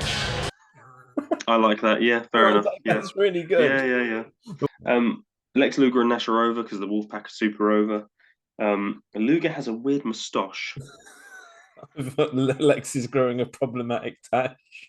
Yeah, I don't remember this lasting, so I'm not sure it's going to be there next week. However, I don't think it is. Luger was either always clean shaven or he had a kind of very rough stubble. This was a proper little tash going on, sort of a village people handlebar stash. It didn't last very long. There isn't much to say about this match. The Wolfpack are really over because they are really over. The NWO aren't liked. Mm-hmm. I do like how before the match starts, you have Kevin Nash and Lex Luger standing with each other, sort of having a bit of a chat, and it looks like they're strategizing about what they're going to do. It was only a little thing, but I quite enjoyed that little. It looked like they were actually going to have a match, right? How are we going to work this? I'll start, you do. Like, just a little thing. Any 2 members of the Wolfpack together look awesome. Yes. Like they come out as a team, and you go, I totally buy these 2 as a tag team, no matter what the combination is. Like Lex and Nash come out, and they're both dressed like identically with the Wolfpack cut off tee and the long blonde hair. You know, it's like they look very similar to each other, and they work as a tag team. But I know that next week Lex comes out with Conan.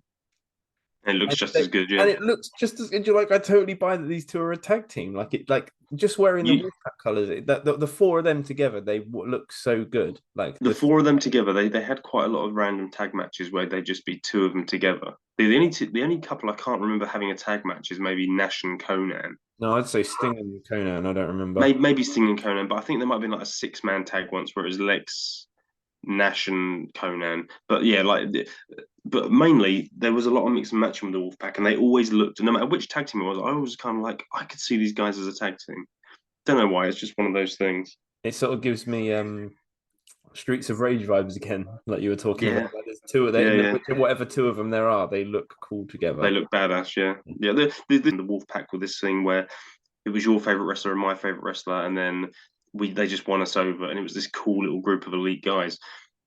The Wolfpack just if I see the Wolfpack, whenever I'm watching a Nitro, I get that feeling of like these guys. This is my favorite faction. I wouldn't say logically it's my favorite faction because if you said to me the Wolfpack, I'd say Sting shouldn't have been in it, Luger shouldn't have been in it. Like this group shouldn't work. But the fact I was presented with it when it was, I love them, and it's just it's connected in my brain somewhere. That's just like no, you like you can't help it. I loved Kevin Nash reacting to the pyro.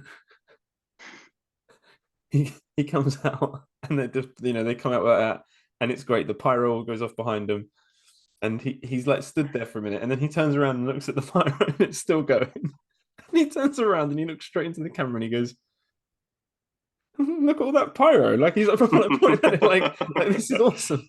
And then he even turns, and then of course he turns to Lex, right? And I don't think Lex understands what he's saying. I think Lex just thinks he's like doing generic cool talk, Yeah. Because he says to Lex, like he points and goes, "Look at the awesome pyro that we're getting," right? And Luca just stares at him and then just flexes for the camera. So the match itself, there isn't a match. Luger and Stevie Ray start. They're in there for maybe a minute, and then Hall comes out. There isn't a match. Hall comes out. He gets in the ring. There's always confusion about what's going on, and you shouldn't be in the ring, and blah blah blah. I did say I'm quite intrigued by it. Like the rest of the Hall was going on with Hall when this night didn't work, but this was the only time I was kind of like, actually, this is actually you kind of getting me back on board with it. The match gets thrown out because the NWO just leave with Hall. Nash says, and this is when the match is made official: Halloween Havoc with Hall versus Nash. And Nash says the perfect line, which sums up Nash's career. You want to go, man? Let's go, but I'm not doing it for free. You want to do it? Let's do it for money. Hey, I guess the theme of the show is let's make a match. So, what do you say, me and you? We fight in Halloween Havoc 2. What the hell? They're going to do it. Kevin Nash has agreed to it. That sums up his like, and then Nash would say this himself. It's like, if you're going to sell this match, do it on pay-per-view. I'm not doing it for free on a bloody Nitro. Yeah. If we're going to have a match, let's make money from doing it at Halloween Havoc. That's the whole reason the segment exists, is to get that match going. There isn't a main event to speak of, so there's nothing else to talk about.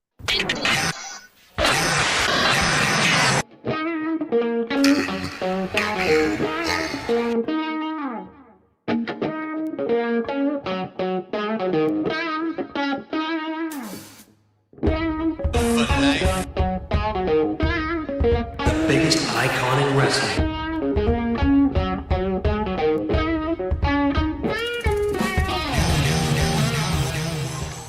I suppose the actual main event then was the segment, yeah. It was shit. It was weird because Hogan comes out again. And it's the same thing. I actually don't hate this through line. Throughout the night, this has kind of been the through line of Hogan's looking for Warrior. In terms of actually watching it, I don't hate it. I genuinely don't. It's okay. It just, Hogan comes out, come out Warrior, blah, blah, blah. Warrior comes out.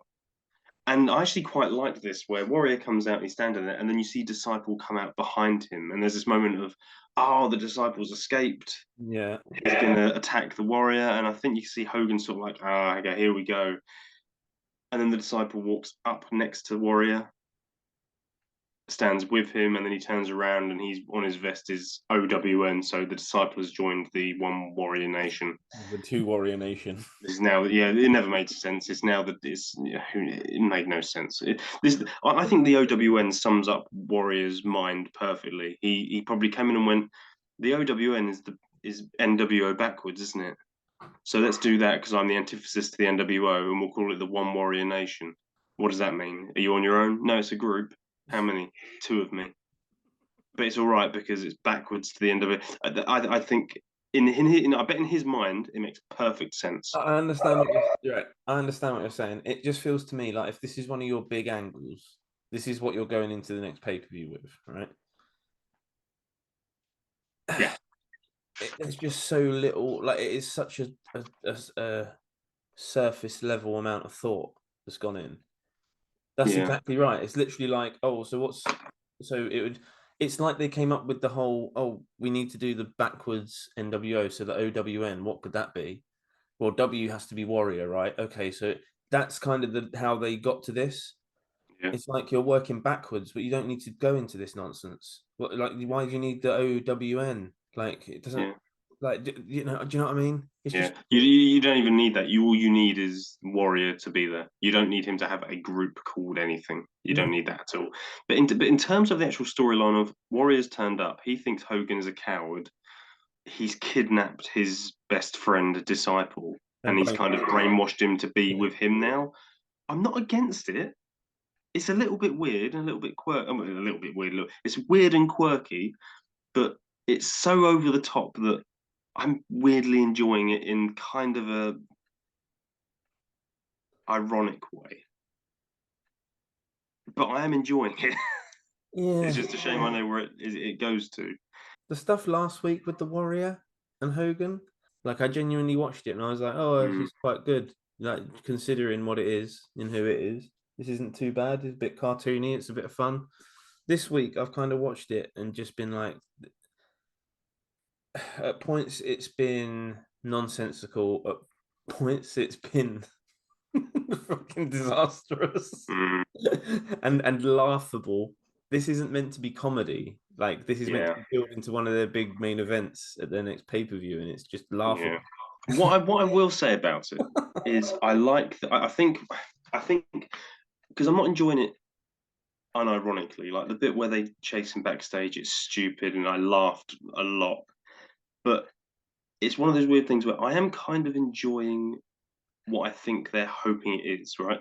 The whole point of these guys had a match in 1990, so 8 years ago, for the world title when Hogan was like a hero, and he was beaten by this guy, and this kind of ghost from his past has turned up. The one guy he's never beaten.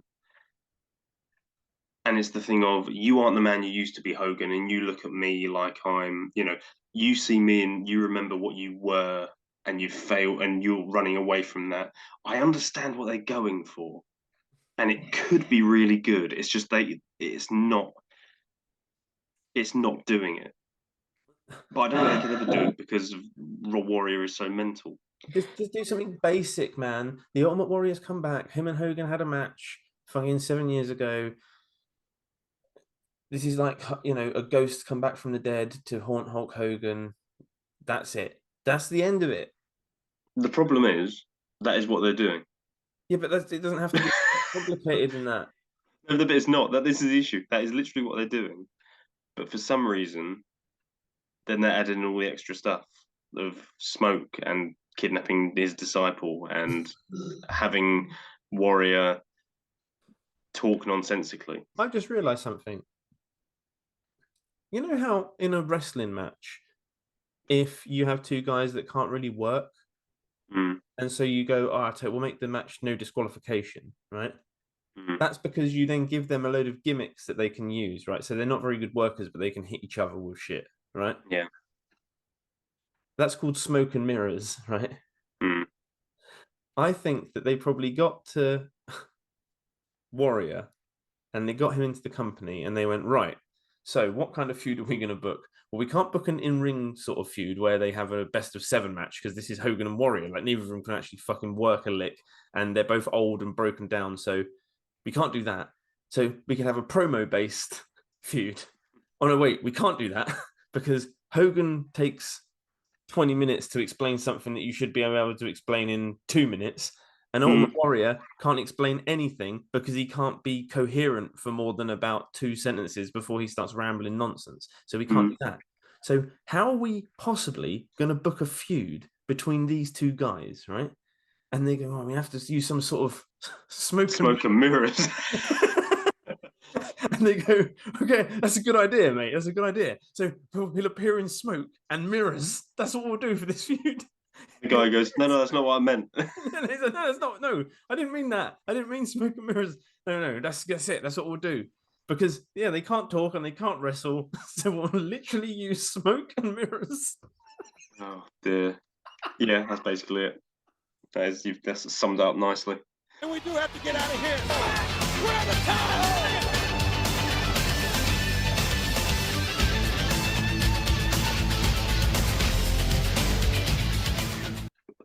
Last week was one of the best Nitros ever. This wasn't. Christ.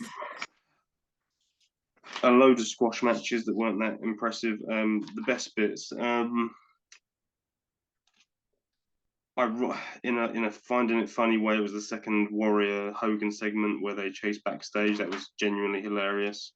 Disco making weight, and then the subsequent match was best running story plus match of the night. DDP beating Alex Wright, I think, was good. Even though Jericho's not on the show and he just had promo packages, it made me realize how good Jericho was. Yeah. Jesus Christ. Can I just say, so one of your positives for this show, in your list of pros for this show, is highlights from previous week's shows and an advert for Jericho t-shirts. Yeah, probably. Yeah, it was. Jesus Christ. I liked the Saturn match because it was what last week's should have been, and Bagwell and Steiner, everything they do is fantastic. Apart from that,